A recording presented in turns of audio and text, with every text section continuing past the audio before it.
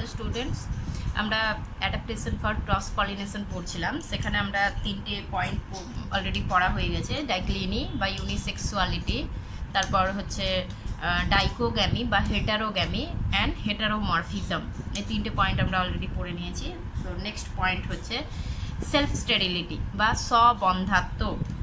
তো স্ববন্ধাত্ব বা self sterility জিনিসটা কি না, স্টেরাইল মানে হচ্ছে যেটা, স্টেরাইলের বাংলা মিনিং হচ্ছে বন্ধা, আর বন্ধার মানে হচ্ছে যেটা জননে অক্ষম, অর্থাৎ জনন করতে পারবে না, রিপ্রোডাকশনে ইনকেপেবল হবে, সেটাকে আমরা স্টেরাইল বলি। অ্যান্ড সেলফ মানে হচ্ছে নিজের, সেটা জানা আছে আমাদের, সেলফ মানে নিজে। তাহলে সেলফ স্টেরিলিটি ব্যাপারটা হচ্ছে যদি কোনো বাইসেক্সুয়াল ফ্লাওয়ারের পোলেন গ্রেন তার নিজস্ব স্টিগমার উপরে পড়ে, বা একই গাছের কোনো একটি ফুলের পোলেন গ্রেন ওই গাছেরই অন্য ফুলের স্টিগমার মধ্যে পড়ে, তাহলে সেই পোলেন গ্রেনটা জার্মিনেট করতে পারবে না, অর্থাৎ পোলেন গ্রেনের অঙ্কুরোদ্গম বা পোলেন গ্রেন অঙ্কুরিত হতে পারবে না। সো সেটাই বলছি এখানে যে in some bisexual flowers pollen grains are not able to germinate on their own stigma, that is they are sterile. মানে হচ্ছে কিছু উভলিঙ্গ ফুলের পরাগরেণু তাদের নিজস্ব গর্ভমুণ্ডে অঙ্কুরিত হতে পারে না। আচ্ছা, এখানে শুধু উভলিঙ্গ ফুলেরই নয়, এখানে একই গাছের একটা ফুলের পরাগরেণু অন্য ফুলের, ওই গাছেরই অন্য ফুলের গর্ভমুণ্ডেও অঙ্কুরিত হতে পারবে না। অ্যান্ড এই অঙ্কুরিত হতে পারে না মানেটা হচ্ছে যে এখানে কোনো পরাগ নালী তৈরি হবে না, মানে পোলেন গ্রেন জার্মিনেট করছে না, মানে হচ্ছে pollen grain is not able to form any pollen tube, অর্থাৎ পোলেন টিউব ফর্মেশনটা কিন্তু এখানে ঘটবে না। এবার পোলেন টিউব ফর্মেশন ঘটলে কি হয় না, এখানে যদি আমরা যদি দেখাই যে এইটা যদি একটা গর্ভমুণ্ড হয় ফুলের, অ্যান্ড এইটা হচ্ছে ওভারি, অ্যান্ড এই ওভারির মধ্যে কে রয়েছে, ওভিউল রয়েছে। আচ্ছা, এবার যদি এইখানে যদি একটা পোলেন গ্রেন পড়ে, স্টিগমার মধ্যে পোলেন গ্রেন যদি পড়ে, তাহলে এই পোলেন গ্রেনের মধ্যে এরপর পড়ার পর এখানে কি হবে না, এখান দিয়ে একটা পোলেন টিউব নির্গত হবে, এরকম নালির মতো একটা নির্গত হবে। অ্যান্ড এই নালির মধ্যে কি থাকে, মেল গ্যামেট থাকে। সো এই দুটো হচ্ছে মেল গ্যামেট।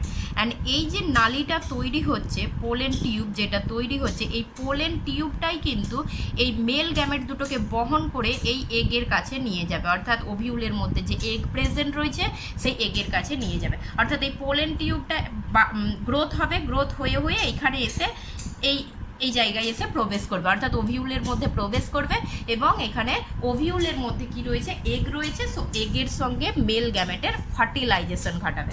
তার মানে পরাগনালী যদি না তৈরি হয় তাহলে সেখানে ফার্টিলাইজেশন কিন্তু হবে না, অ্যান্ড ফার্টিলাইজেশন না হওয়া মানে সেটা রিপ্রোডাকশনে অক্ষমই হলো। তো সেই জন্য আমরা এটাকে বলছি স্ববন্ধাত্ব বা সেলফ স্টেরাইল বলছি, অর্থাৎ নিজস্ব পোলেন গ্রেন ওই একই উদ্ভিদের অন্য ফুলের মধ্যে জার্মিনেট করতে পারছে না বা রিপ্রোডাকশনে সক্ষম হচ্ছে না। এবার এটা কেন হচ্ছে, এই টোটাল ঘটনাটার মধ্যে একটা জেনেটিক মেকানিজম কিন্তু ইনভলভ রয়েছে। অর্থাৎ জেনেটিক মেকানিজমটা কি না, যখন একটা পোলেন গ্রেন একটা স্টিগমার মধ্যে পড়ে, তখন কিন্তু সেই স্টিগমা আর পোলেন গ্রেনের মধ্যে একটা ইন্টারাকশন হয়, যার ফলে স্টিগমা কিন্তু রিকগনাইজ করতে পারে যে পোলেন গ্রেনের সোর্সটা কী, মানে পোলেন গ্রেন তার নিজস্ব ফুল থেকে এসেছে, নাকি পোলেন গ্রেন ওই একই গাছের অন্য কোনো ফুল থেকে এসেছে, নাকি পোলেন গ্রেন একই প্রজাতির অন্য কোনো গাছের ফুল থেকে এসেছে। এটা কিন্তু স্টিগমা খুব ভালোভাবে রিকগনাইজ করতে পারে।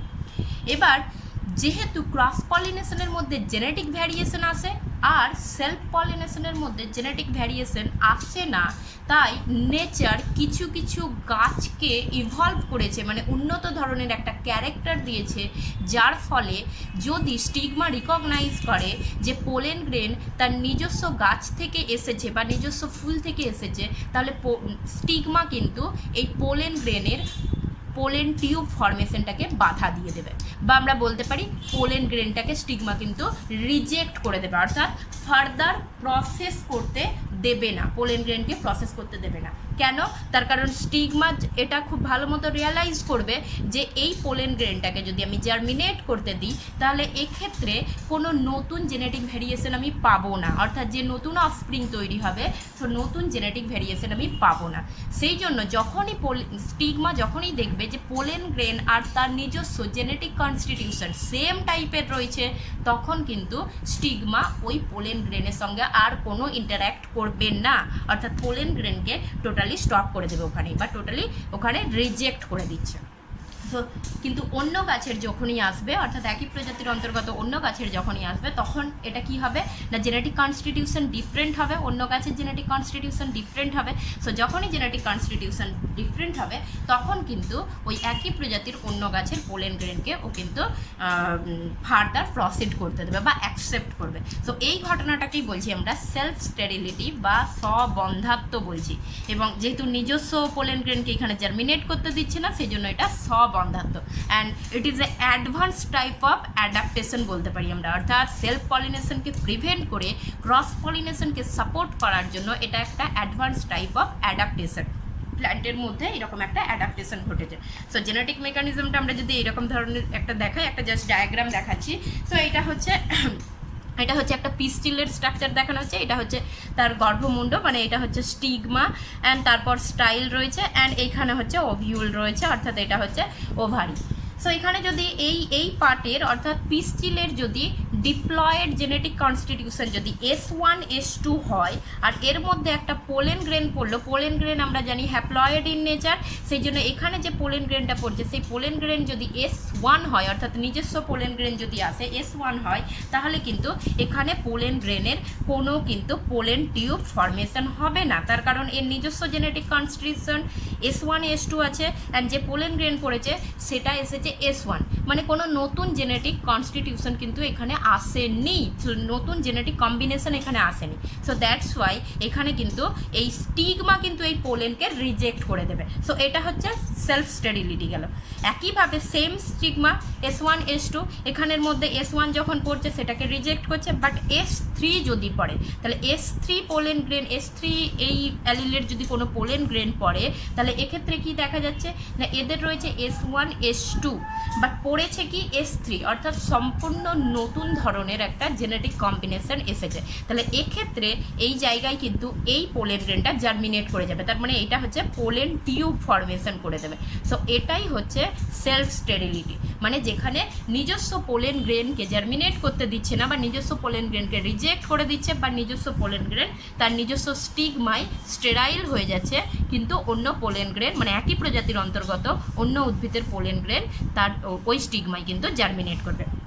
একইভাবে এই S1 পোলেন গ্রেনটা অন্য কোনো যদি স্টিগমা আমরা দেখাই যার হচ্ছে জেনেটিক কনস্টিটিউশন হয়তো এইরকম ধরনের রয়েছে S3 S4 এইরকম ধরনের যদি জেনেটিক কনস্টিটিউশন হয়, তাহলে এক্ষেত্রে কিন্তু এই পোলেন গ্রেনটা কিন্তু জার্মিনেট করে যাবে, অর্থাৎ S1 পোলেন গ্রেন কিন্তু এই স্টিগমায় এসে জার্মিনেট করে যাবে, কেননা S3 S4 এর কাছে S3 S4 আছে, অ্যান্ড যেটা এসেছে সেটা হচ্ছে S1 নতুন টাইপের। সো সেই জন্য এখানে কিন্তু এটা জার্মিনেট করে যাবে।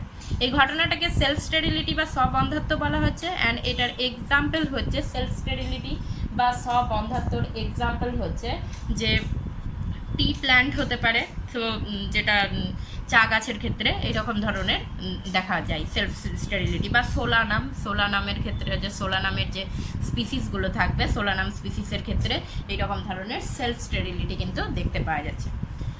নেক্সট যেটা আছে প্রিপোটেন্সি, অ্যান্ড প্রিপোটেন্সি জিনিসটা কি না, প্রিপোটেন্সির ক্ষেত্রে হচ্ছে যে এখানে আমি আগে ডায়াগ্রামটা দিয়ে বলে দিচ্ছি। সো প্রিপোটেন্সির ক্ষেত্রে এখানে হচ্ছে যদি আমরা এরকম ধরনের একটা স্ট্রাকচার দেখাই, সো প্রিপোটেন্সি অনেকটাই কিন্তু সেলফ স্টেরিলিটির মতো।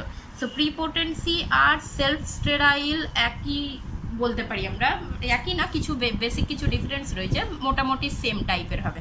সো এখানে কি হচ্ছে না, এই জায়গার এর S1 S2 কম্বিনেশন রয়েছে, এখানে যে পোলেনটা পড়ছে নিজস্ব পোলেন এইটা হচ্ছে S1, ঠিক আছে, অ্যান্ড এইখানে হচ্ছে আর একটা পোলেন পড়েছে যেটা হচ্ছে আমরা দেখাচ্ছি S3, তার মানে এটা আমরা আগের ডায়াগ্রাম থেকে বুঝতে রেখেছি এটা অন্য গাছের একই প্রজাতির অন্য গাছের পোলেন গ্রেন, অ্যান্ড এটা হচ্ছে ওই গাছেরই পোলেন গ্রেন, ঠিক আছে। সো এক্ষেত্রে কি হচ্ছে না, এরা যেটা করবে যে নর্মালি কি হচ্ছে না, নিজস্ব পোলেনকে জার্মিনেট হতে দেবে না, কেননা এরা ক্রস পলিনেশনকে প্রেফার করছে, সেলফ পলিনেশনকে প্রিভেন্ট করছে। এবার যদি সাপোজ এই যে পোলেন গ্রেন যেটা ল্যান্ড করেছে, এই পোলেন গ্রেনটাও খুব জিদ্দি বলতে পারি আমরা, সো এ পলিনেশন করিয়েই ছাড়বে, ফার্টিলাইজেশন করিয়েই ছাড়বে।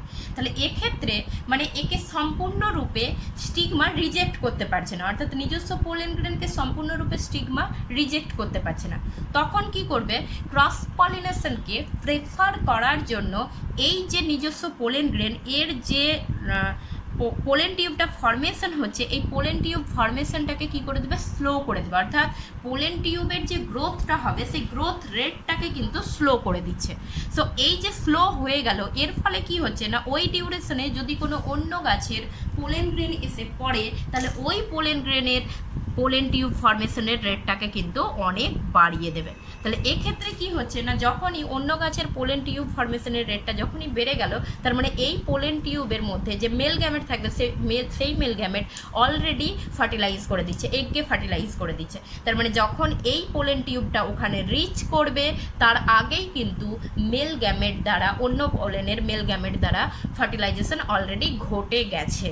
তার মানে এখানে অ্যাকচুয়ালি যেটা বলার মিনিং সেটা হচ্ছে যে এরা ফার্স্ট প্রায়োরিটি দিচ্ছে আদার্স প্ল্যান্টের পোলেন গ্রেনকে প্রায়োরিটি দিচ্ছে, এবং তারপর নিজস্ব প্ল্যান্টের পোলেন গ্রেনকে প্রায়োরিটি দিচ্ছে। সো এক্ষেত্রে কি হচ্ছে না, ফার্স্ট প্রায়োরিটি যেহেতু অপর প্ল্যান্টের ক্ষেত্রে দিচ্ছে, তার মানে ক্রস পলিনেশনকে ফেভার করছে, অ্যান্ড সেলফ পলিনেশন কি হচ্ছে, সেলফ পলিনেশন বাধা পাচ্ছে।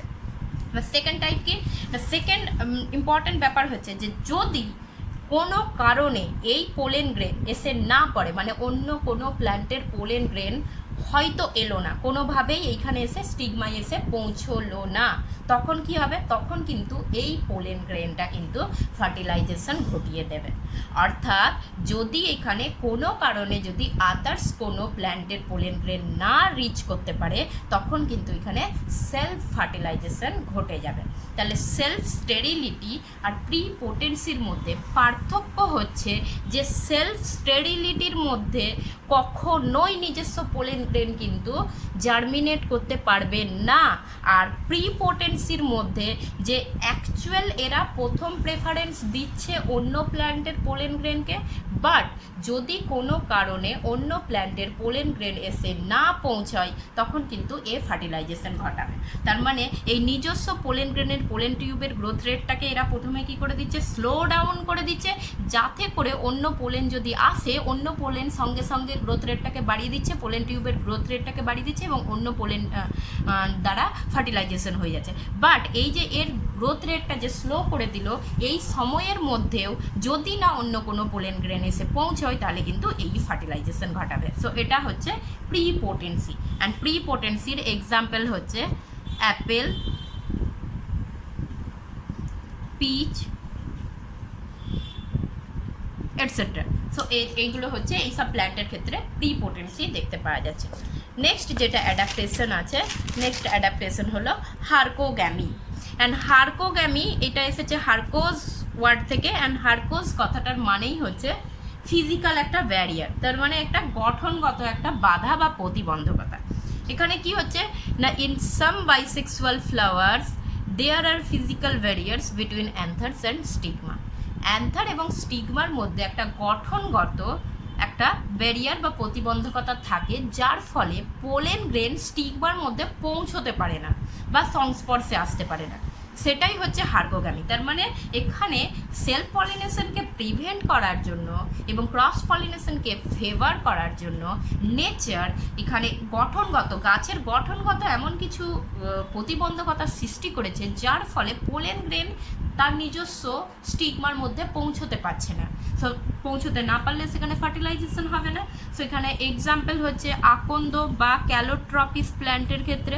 সো ক্যালোট্রপিস প্ল্যান্টের ক্ষেত্রে আমরা যখন পোলেন পড়িয়েছিলাম তখন বলেছিলাম যে ক্যালোট্রপিস যে প্ল্যান্ট তাদের ক্ষেত্রে টোটাল অ্যান্থার লোবের পোলেন গ্রেনগুলো একত্রিত হয় এবং একত্রিত হয়ে এইরকম একটা স্ট্রাকচার তৈরি করে, যেটাকে আমরা বলেছিলাম পলিনিয়াম। এবং এই পলিনিয়াম কি হয়, একটা মেমব্রেনা স্ট্রাকচার দিয়ে এরকম থাকে, এবং যার মধ্যে এরকম একটা স্টক লাইক স্ট্রাকচার থাকে, এবং এর ভিতরে কি থাকে, অসংখ্য পোলেন গ্রেন থাকে। সো এগুলো আমি কয়েকটা পোলেন গ্রেন জাস্ট দেখিয়েছি। সো যখন অ্যান্থার থেকে এই পলিনিয়াম রিলিজ করছে তখন এবং এই স্টিগমার মধ্যে যদি পড়ে তাহলে সেক্ষেত্রে যে স্টিগমার সংস্পর্শে যেটা আসছে সেটা হচ্ছে একটা মেমব্রেন আসছে, বাট এর ভিতরে মানে এই ব্যাগটা আসছে, বাট ভিতরে কে রয়েছে, ভিতরে রয়েছে পোলেন গ্রেন। পোলেন গ্রেনটা কিন্তু এই স্টিগমার সংস্পর্শে আসছে না। সো যতক্ষণ না স্টিগমার সংস্পর্শে পোলেন গ্রেন আসে ততক্ষণ পলিনেশন ঘটতে পারবে না। সো ফলে এখানে সেলফ পলিনেশন হচ্ছে না। আচ্ছা, এরপর এই স্টকটা থাকেই অ্যাকচুয়ালি কোনো ইনসেক্ট দ্বারা বা কোনো বার্ড দ্বারা এই স্টকটা কি হচ্ছে, বাহিত হয়ে যাচ্ছে, বা এখানে বায়ুর দ্বারাও হতে পারে, মানে কোনো এজেন্ট, যে কোনো এজেন্ট দ্বারা যখন এটা বাহিত হয়ে যাচ্ছে এবং যত সময় যাবে এই যে এই ব্যাগ লাইক স্ট্রাকচার বা মেমব্রেন লাইক যে স্ট্রাকচারটা আছে এই মেমব্রেন লাইক স্ট্রাকচারটা কি হয়ে যাবে, নষ্ট হয়ে যাবে। অর্থাৎ বাইরের পরিবেশে থাকতে থাকতে এই মেমব্রেনটা নষ্ট হয়ে যাবে এবং এই মেমব্রেনটা নষ্ট হয়ে গেলে এই পলেন গ্রেনগুলো কি হয়ে যাবে, রিলিজ হয়ে যাবে। অ্যান্ড রিলিজ যতক্ষণে এই মেমব্রেনটা নষ্ট হচ্ছে ততক্ষণে দেখা যাবে যে এই পোলেন গ্রেনগুলো বাহিত হয়ে, বায়ুর দ্বারা বাহিত হয়ে বা অন্য কোনো এজেন্টের দ্বারা বাহিত হয়ে অন্য কোনো গাছের অন্য কোনো ফুলে গিয়ে পৌঁছেছে। সো ফলে সেখানে কি হচ্ছে, ক্রস পলিনেশন ঘটছে আর সেলফ পলিনেশন সেখানে বাধা পাচ্ছে। সো এখানে একটা ফিজিক্যাল ব্যারিয়ার তৈরি হয়েছিল স্টিগমা আর পোলেন গ্রেনের মধ্যে, দ্যাটস ওয়াই এখানে কিন্তু পলিনেশন ঘটছিল না। একইভাবে আমরা যেটা হেটারোমরফিজমের যে এক্সাম্পলটা পড়িয়েছিলাম সেই এক্সাম্পলটাও এখানে আমরা দিতে পারি। সো এখানে কি হচ্ছে না, এখানে লং স্টাইল হওয়ার জন্য স্টিগমাটা এই অ্যান্থার থেকে অনেক দূরে প্রেজেন্ট রয়েছে। সো পজিশনটা এতটা দূরে হওয়ার জন্য এই অ্যান্থারগুলো থেকে যে পোলেন গ্রেনগুলো বেরোচ্ছে, রিলিজ হচ্ছে, এই পোলেন গ্রেনগুলো এই স্টিগমার মধ্যে পৌঁছতে পারবে না। সো এটাকেও আমরা বলতে পারি একটা ফিজিক্যাল ব্যারিয়ার তৈরি হয়েছে, যার ফলে কিন্তু এখানে সেলফ পলিনেশন ঘটছে না, ক্রস পলিনেশন ঘটছে। সো এটাও হার্কোগ্যামির এক্সাম্পল হিসাবে আমরা দিতে পারি। So this is all about the adaptation for cross pollination.